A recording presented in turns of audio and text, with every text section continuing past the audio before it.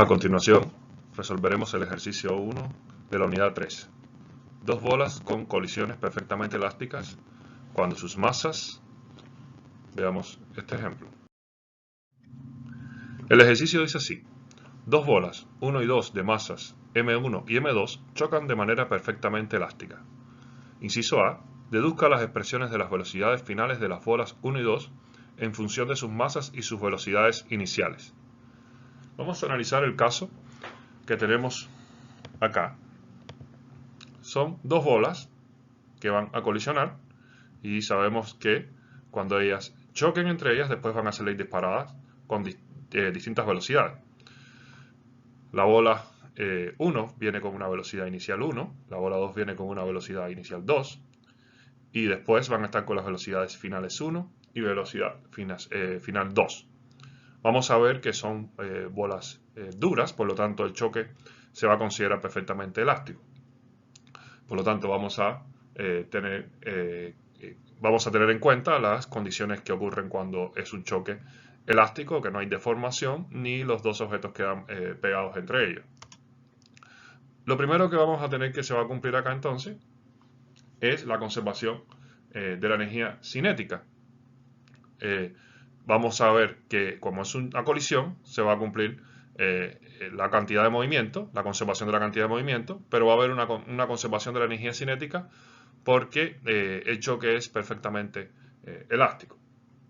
Si tenemos la expresión de la energía cinética, va a querer decir que la energía cinética de la bola 1 al inicio más la energía cinética de la bola 2 al inicio tiene que ser igual a la energía cinética de la bola 1 al final más energía cinética de la bola 2 al final. Y por lo tanto esta expresión la voy a usar para el trabajo y la puedo modificar a esta de acá debido a que los números medios están en todos los términos, por lo tanto se pueden ir. Una vez que lo tengo así, entonces yo puedo decir que la masa 1, paso todo lo que es masa 1 para la izquierda, todo lo que es masa 2 para la derecha, y me quedaría que masa 1 por velocidad 1 y al cuadrado menos velocidad 1 final al cuadrado va a ser igual a m2 del otro lado con velocidad 2 al cuadrado final menos velocidad 2 al cuadrado inicial. Fíjense que la velocidad 1 al cuadrado final pasó restando, aquí la velocidad inicial pasó restando, por lo tanto voy a tener del lado inicial la resta va a ser inicial menos final y del lado de las bolas 2 va a estar final menos inicial. El signo va a ser distinto del lado de la bola 1 al lado de la bola 2. Con esta expresión tenemos una resta de cuadrados que se puede descomponer en el valor sumado por el valor restado. O sea, tenemos que un valor al cuadrado menos otro valor al cuadrado se puede convertir en primero menos segundo por primero más segundo. Y entonces opera eso y con eso obtengo esta ecuación que yo denomino como 1. Esta ecuación la dejo así convenientemente y lo que tengo que hacer ahora es usar la conservación del momento o la conservación de cantidad de movimiento. En la conservación de cantidad de movimiento voy a tener que la cantidad de movimiento de 1 va a ser igual a la cantidad de movimiento, la cantidad de movimiento al inicio va a ser igual a la cantidad de movimiento al final. Eso quiere decir que M1 por V1 inicial más M2 V2 inicial tiene que ser igual a M1 V1 final más M2 V2 final. Y esta va a ser la otra ecuación que me va a permitir a mí llegar a un resultado en este ejercicio, que es la expresión de la velocidad final de las bolas 1 y 2. Esta ecuación la puedo convertir sacando factor común M1 y M2. Para eso paso M1 restando y M2 lo paso restando para acá. Entonces del lado izquierdo me queda todo lo que es M1, por lo que saco factor común V1 inicial menos V1 final y queda acá. Y para este lado pasó todo lo que es M2 y me queda M2 V2 final menos M2 V2 inicial, saco factor M2 y me queda M2 por V2 final menos V2 inicial. Y aquí entonces tendría una ecuación que voy a marcar con el número 2. Con estas dos expresiones voy a poder seguir avanzando y aquí quiero hacer un paréntesis para recordar qué es lo que estamos buscando. Estamos buscando una expresión para conocer las velocidades finales de las dos bolas en función de las velocidades iniciales. Por lo tanto, si yo conociera la velocidad inicial, quiero conocer la velocidad final. Si yo tengo la velocidad inicial de las dos bolas, puedo conocer la velocidad final, y eso es lo que estoy haciendo en la colisión elástica. Obtuve las dos ecuaciones 1 y 2, y esas dos ecuaciones 1 y 2 las coloco acá. Lo que tengo que hacer a continuación, entonces, una vez que tengo las dos ecuaciones así, que las coloqué así de manera premeditada, es hacer una división entre 1 y 2. Si yo hago la división entre 1 y 2 estando las ecuaciones de esta manera, entonces tengo la ventaja de que puedo cancelar factores que son semejantes entre ellos. Como pueden ver acá, tengo encima los valores de la ecuación 1 y debajo tengo los valores de la ecuación 2. Y si yo observo acá, yo puedo cancelar los términos M1 y esto se hace 1. Puedo cancelar los términos M2 y esto se hace 1. Pero además tengo aquí este término que es igual a este, por lo tanto lo puedo cancelar también. Y este término aquí que es igual a este, por lo tanto lo puedo cancelar también. Entonces lo que me queda es V1 inicial más V1 final va a ser igual a V2 final más V2 inicial. Y esta ecuación que me queda aquí la reordeno un poco, de manera que paso el V2 inicial lo paso restando y este término lo paso para acá restando también, y entonces obtengo lo que yo llamo la ecuación 3. Esta ecuación 3, colocada de esta manera, va a estimar los valores finales de las velocidades sabiendo los iniciales, y va a contener la información de conservación de la energía cinética transformada de una manera que ya no tengo aquí presencia de las masas. Con esta ecuación y la ecuación de conservación de la cantidad de movimiento, yo voy a seguir trabajando en el siguiente paso.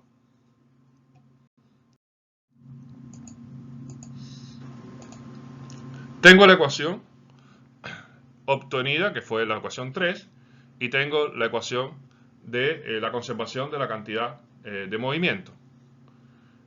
Y entonces lo que voy a hacer ahora es multiplicar la ecuación 3 por M1. ¿Para qué? Para buscar acercarme en esta ecuación a esta otra. Con esta ecuación tengo que acercarme a esta otra, y por lo tanto lo que hago es multiplicar por M1. Si yo multiplico la ecuación 3 por M1, voy a obtener M1 por V1i menos M1 por V2i igual a menos M1 V1 final más M1 V2 final. Y tengo esta ecuación. Y una vez que tengo esta ecuación, que la llamo ecuación 4, lo que hago es entonces sumo la ecuación 4 más la ecuación de la cantidad de movimiento, de conservación de cantidad de movimiento, y al sumar se me van a hacer cero este término. Este término se va a ir, por lo tanto voy a llegar a una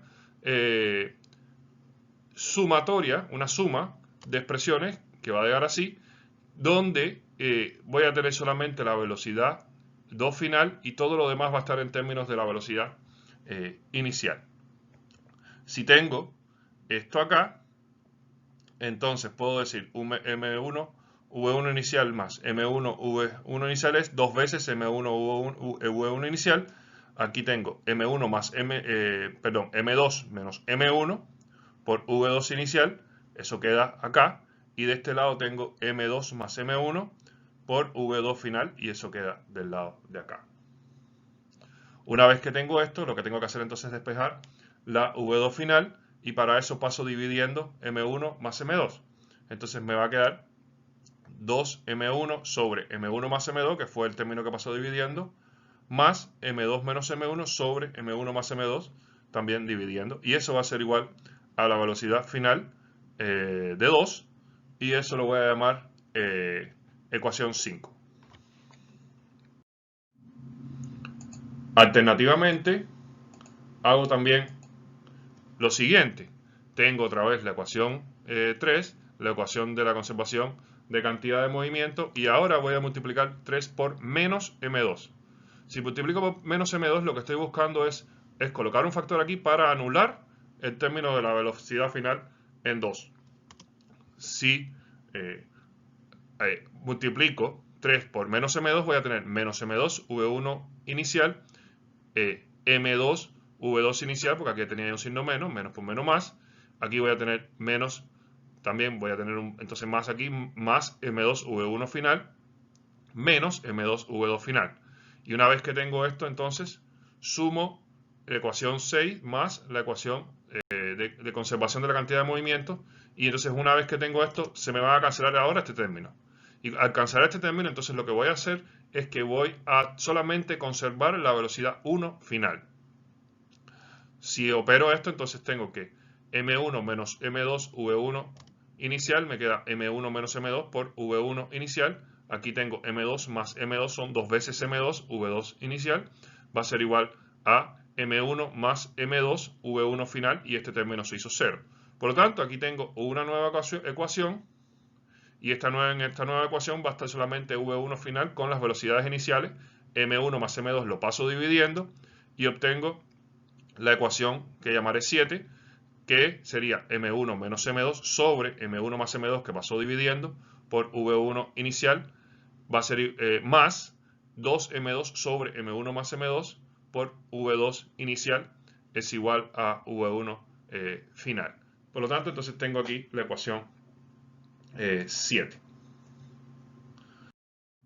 Tengo entonces las dos ecuaciones 5 y 7 que determiné, y esas ecuaciones responden a lo que se me pedía en el inciso A. Deduzca las expresiones de las velocidades finales de las bolas 1 y 2 en función de sus masas y velocidades iniciales. Pues estas son las expresiones que me piden, porque tenemos aquí las dos velocidades finales, velocidad final de 1 y velocidad final de 2, en función de las masas y las velocidades iniciales. Justamente es lo que me pedían. Ahora, el inciso B dice que se sabe que la bola 1 y la bola 2 tienen la misma masa. La bola 1 estaba inicialmente en reposo y la bola 2 tenía inicialmente una velocidad de 2 metros por segundo. ¿Qué velocidades tendrán las dos bolas después del choque elástico? Justifique bien su respuesta transformando la ecuación obtenida en el inciso A en ese caso particular. Bien, tenemos acá que estamos viendo una condición especial dentro de estas ecuaciones que obtuvimos, que es que las dos bolas tienen la misma masa y una de ellas está inicialmente en reposo, mientras que la otra traía una velocidad de 2 metros por segundo. Veamos primero la condición de que las dos tienen la misma masa. Si ambas tienen la misma masa, eso quiere decir que M1 va a ser igual a M2 y vamos a hacer que M1 es igual a M2 igual a M. Eso quiere decir que estas ecuaciones vamos a escribirlas nuevamente, pero considerando que ya no es M1 y M2, sino tenemos que ahora va a ser M, porque si 1 y 2 tienen la misma masa, entonces quiere decir que M1 y M2 tienen el mismo valor. Si escribimos esas ecuaciones, la primera de arriba sería, en vez de 2M1 sobre M1 más M2, sería 2M más M más sobre M más M, y aquí M2 menos M1 sobre M1 más M2 sería M menos M sobre M más M, y la de abajo tendríamos que sería, este término queda en M menos M sobre M más M, V1 inicial, más 2 veces M sobre M más M, y tenemos la nueva expresión, pero haciendo la consideración que las dos bolas tienen la misma masa, o sea, esta consideración que está escrita acá. Teniendo esto, entonces podemos hacer simplificaciones según lo que observamos. Vamos a ver que M más M es 2M, por lo tanto este término se hace 1. Aquí sucede lo mismo, M más M es 2M, por lo tanto este término también se hace 1. Aquí vamos a tener que M menos M se hace 0, aquí vamos a tener que M menos M se hace 0 también. Entonces, vamos a tener lo siguiente. Este término se hizo 1, por lo tanto nos queda que V2 final es igual a V1 inicial, ¿verdad? Mientras que este se hizo 0. Entonces no queda aquí más nada. Mientras que V1 final, este término se hizo 0, que nos queda igual a V2 inicial, porque este término se hizo 1. Entonces nos queda que V2 final es igual a V1 inicial y V1 final es igual a V2 inicial. Ahora, tenemos que nos dicen aquí que la bola 2 tenía inicialmente una velocidad de 2 metros por segundo y la bola 1 inicialmente estaba en reposo. Eso quiere decir, si la bola 1 inicialmente estaba en reposo, quiere decir que la velocidad inicial era 0. Por lo tanto, la velocidad de final de 2 va a ser igual a 0. Mientras que la velocidad final de 1 va a ser igual a la que traía la bola 2 al inicio. La bola 2 al inicio tenía una velocidad de 2 metros por segundo, por lo tanto, aquí tenemos que la velocidad final de 1 va a ser 2 metros por segundo. Entonces lo que sucedió fue que las bolas intercambiaron sus velocidades. ¿Qué quiere decir eso? Bueno, inicialmente teníamos la bola 1, tenía velocidad igual 0. La bola 2 traía 2 metros por segundo. Cuando chocan, cuando hacen la colisión, va a suceder entonces que la bola 2 al final va a quedar con 0, como tuvimos acá, mientras que la bola 1 va a quedar con 2 metros por segundo, que era la velocidad que traía la bola 2. Este ejemplo lo podemos extrapolar al caso de las bolas de billar. Muchas veces, cuando vemos que lanzamos con mucha velocidad una bola de billar contra la otra, vemos que la que lanzamos con velocidad se queda en el lugar donde estaba la otra y la otra sale disparada a la misma velocidad. Ese efecto es el que estamos viendo acá, justamente. Vemos que inicialmente la bola 1 estaba en reposo, la bola 2 traía velocidad, la bola 2 quedó en reposo y la bola 1 salió con la misma velocidad que tenía el anterior. Ese efecto de las bolas de billar es lo que hemos calculado acá y es justamente porque las bolas de billar son bolas que tienen la misma masa. Si no tuviera la misma masa, ese efecto que vemos no sucedería. Entonces, al tener la misma masa, vemos por las ecuaciones por qué es que sucede eso en las bolas de billar. Ahora tenemos el inciso C que nos expone otro caso posible. Se sabe que la masa de la bola 1 es mucho mayor que la de la bola 2. La bola 1 estaba inicialmente en reposo y la bola 2 tenía inicialmente una velocidad de 2 metros por segundo. ¿Qué velocidades tendrán las dos bolas después del choque elástico? Justifique bien su respuesta transformando la ecuación que tenía en el inciso A en ese caso particular. Nuevamente tenemos las ecuaciones que obtuvimos. Y ahora tenemos una nueva condición, que es que la masa de la bola 1 es mucho mayor que la masa de la bola 2. Eso quiere decir que en estas sumas van a haber afectaciones debido a que si la masa de la bola 1 es mucho mayor que la bola 2, la suma va a ser igual a siempre al factor de la bola 1.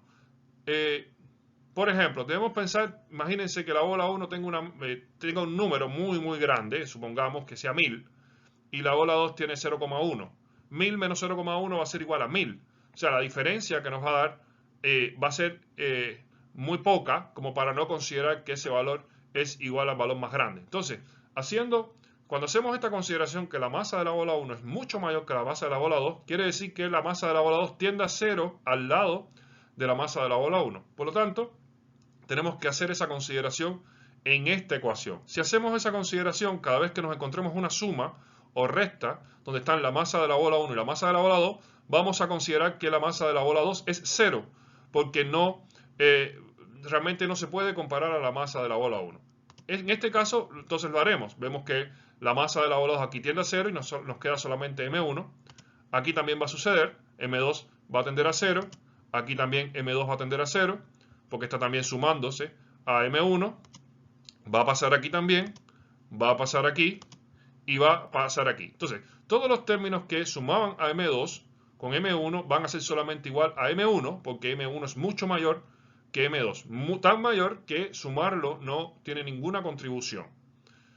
Si tenemos esta transformación, entonces llevemos esta ecuación a su forma con el nuevo cambio. Aquí tenemos, si desapareció M2, entonces aquí tenemos que es 2M1 sobre M1, pasó aquí abajo, y aquí sería menos M1 sobre M1.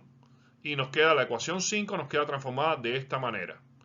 La ecuación 7 quedaría transformada entonces así. Tenemos que aquí desaparecieron M2 y nos queda M1 sobre M1, aquí abajo. Y aquí tenemos M2, 2M2 sobre M1, nos queda así, aquí abajo. Entonces, si tenemos, estas son las nuevas ecuaciones que tenemos considerando que M1 es mucho mayor que M2. O sea, considerando esta condición, las ecuaciones 5 y 7 se transformaron en esta ecuación. Entonces vamos a ver ahora qué más podemos ver en esta ecuación. Vamos a ver que M1 sobre M1 va a ser igual a 1, pero además la velocidad inicial nos están diciendo que es 0. O sea, si la velocidad inicial de la bola 1 es 0, porque estaba inicialmente en reposo, entonces estos dos términos nos los podemos llevar inicialmente sin hacer ninguna comparación. O sea, estos términos se van y solamente nos quedarían los términos de acá al final. Aquí vamos a ver que esto se va a hacer menos 1 porque tenemos menos M1 sobre M1. Esto se hizo menos 1. Y en este caso vamos a ver que este término se hace 0. ¿Por qué? Bueno, si tenemos que M2 tiene un valor muy pequeño y M1 tiene un valor muy grande, vamos a ver que, por ejemplo, si M2 vale 0,1 y M1 vale 1000, cuando yo divido 0,1 entre 1000 nos va a dar un valor muy pequeño. Eso quiere decir que este término va a tender a 0. Eso quiere decir que la velocidad 1 al final va a ser 0 y la velocidad 2 al final va a ser menos V2i. Eso quiere decir que V2 final va a ser menos V2i. Si inicialmente la bola 2 tenía una velocidad de 2 metros por segundo, entonces ahora va a tener menos 2 metros por segundo, lo cual significa que la bola 2 rebota en sentido contrario con la misma velocidad que traía. Mientras que la bola 1 al final, que estaba inicialmente en reposo, va a continuar en reposo, ya que su velocidad va a ser aproximadamente 0. Va a quedar en reposo como si no hubiera tenido colisión. Si vemos un gráfico de lo que pasó acá, entonces tenemos lo siguiente.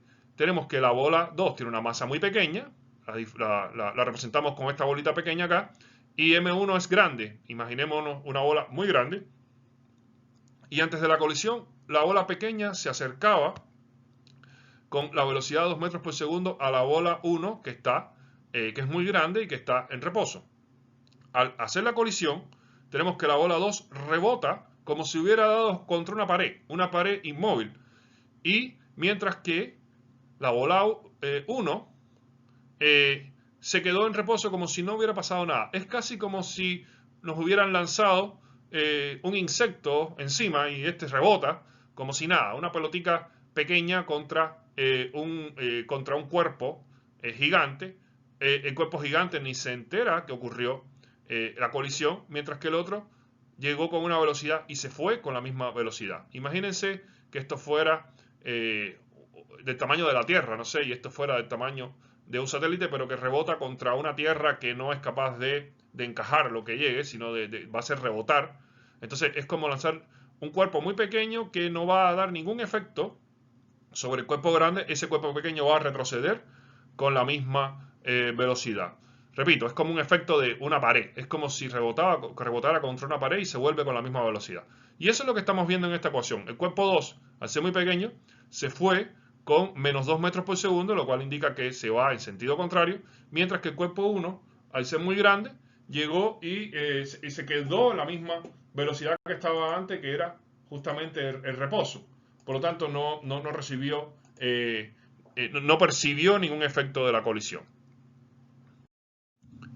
Veamos este nuevo caso, que es el caso D, donde nos dicen que se sabe ahora que la masa de la bola 1 es mucho menor que la de la bola 2. Y esta bola 1, que tiene una masa mucho menor, estaba inicialmente en reposo. Ahora la bola pequeña es la que está en reposo. Y la bola 2, que es la más grande, tenía inicialmente una velocidad de 2 metros por segundo. Ahora tenemos que la bola grande es la que se va a acercar a la bola pequeña que estaba en reposo. Y la pregunta que nos hacen es la misma. ¿Qué velocidades tendrán las dos bolas después del choque elástico? Justifique bien su respuesta, transformando la ecuación contenida en el inciso A en este nuevo caso particular. El caso que tenemos ahora es que M1 es mucho menor que M2 y M1 es ahora la bola que estaba en reposo. Vamos a ver entonces si M1 es mucho menor que M2, entonces vamos a hacer el mismo análisis que hicimos anteriormente. Cada vez que tengamos una suma o resta donde estén M1 y M2, M1 va a ser 0 porque ahora M1 es la que es menor. Entonces, en este término M1 se hizo 0, en este término M1 se hizo 0, tenemos que aquí también M1 se hizo 0, aquí también se hace 0, aquí se hace 0 también, y aquí se hace 0 también. Por lo tanto, tendría las nuevas ecuaciones 5 y 7 se deben transformar considerando que M1 siempre que estaba en una suma o resta se hizo 0, y nos va a quedar la primera de las ecuaciones, nos queda 2M1 sobre M2 por velocidad 1 inicial, más M2 sobre M2 V2 inicial, y la segunda ecuación nos va a quedar la velocidad 1 final va a ser menos M2 sobre más M2 por V1 inicial, y aquí tenemos 2M2 sobre M2 por V2 inicial. Y tenemos entonces que esta sería la transformación de las ecuaciones 5 y 7 para este caso en particular. haciendo esta consideración, entonces podemos ver, vamos a considerar que nos dicen que la bola 1 inicialmente estaba en reposo, por lo tanto las velocidades iniciales en 1 van a ser 0 acá y 0 acá, lo cual va a hacer que estos dos términos sean 0 directamente sin hacer otro tipo de análisis. Mientras que en el otro término tenemos que aquí M2 contra M2 nos da el valor, un valor de 1, por supuesto, y aquí 2M2 sobre M2 nos da 1 acá, pero tenemos un 2, lo cual quiere decir que aquí arriba V2 final va a ser igual a V2I, lo cual quiere decir que el V2 final va a ser igual a 2 metros por segundo, porque la velocidad de 2 al inicio era 2 metros por segundo, y eso nos quiere decir que la bola 2 que traía 2 metros por segundo va a seguir con la misma velocidad como si no hubiera tenido ninguna colisión. O sea, tenemos que la bola 2, que es la grande, venía con 2 metros por segundo. Al hacer la colisión con la bola 1, va a seguir con 2 metros por segundo, sin tener ninguna variación, sin percibir que hubo ninguna variación. Mientras que vamos a tener que la velocidad de la bola 1, que inicialmente era 0, ahora va a ser igual a 2 veces V2I. Quiere decir que la bola 1, que inicialmente estaba en reposo, ahora va a tener el valor 2 veces V2I. V2I era 2 metros por segundo, por lo tanto 2 veces 2 metros por segundo es 4 metros por segundo. Eso quiere decir que la bola 1 va a rebotar al doble de la velocidad que traía la bola 2. Ella estaba en reposo y va a terminar al doble de la velocidad que la bola, grande. Vamos a ver eso en un gráfico, qué sucedería. Antes de la colisión teníamos que la bola 1, que es la pequeñita, estaba en reposo, mientras que la bola 2, que es la grande, venía con una velocidad de 2 metros por segundo. Al ocurrir la colisión, la bola 2 ni se entera que tenía delante una bola pequeña, es como si la arrasara, pero al golpearla va a producir que la bola 1 salga disparada violentamente, porque es como recibir un impacto de una pared, es como algo pequeño que ha recibido el impacto de una pared. Pues el resultado es que la bola 2 siguió con su misma velocidad, como se indica aquí en la ecuación, mientras que la bola 1 salió disparada al doble por recibir ese tremendo impacto de una masa tan grande, y por eso es que aquí en la ecuación tenemos que sale con 4 metros por segundo. Si hacemos una conexión entre lo que nos dan las ecuaciones y lo que imaginamos en la realidad, lo que percibimos en la realidad, vamos a entender el por qué estas ecuaciones llegan a estos resultados, lo cual le da lógica a lo que obtenemos finalmente. Y esto sería la solución de este ejercicio. Fíjense que en el ejercicio hemos, primero, deducido las expresiones de las velocidades finales de las bolas 1 y 2 en función de sus masas y sus velocidades iniciales. Y después hemos considerado tres casos posibles, tres casos que nos hacen usar las ecuaciones que obtuvimos, que fueron las ecuaciones 5 y 7, en casos particulares. En un caso vimos cuando las masas eran iguales. ¿Qué pasaba? Después vimos cuando la masa de la bola que está en reposo es muy grande, y después vimos el caso cuando la masa de la bola que está en reposo es muy pequeño. En esos tres casos vimos que llegábamos a componentes lógicos que fueron interesantes de analizar.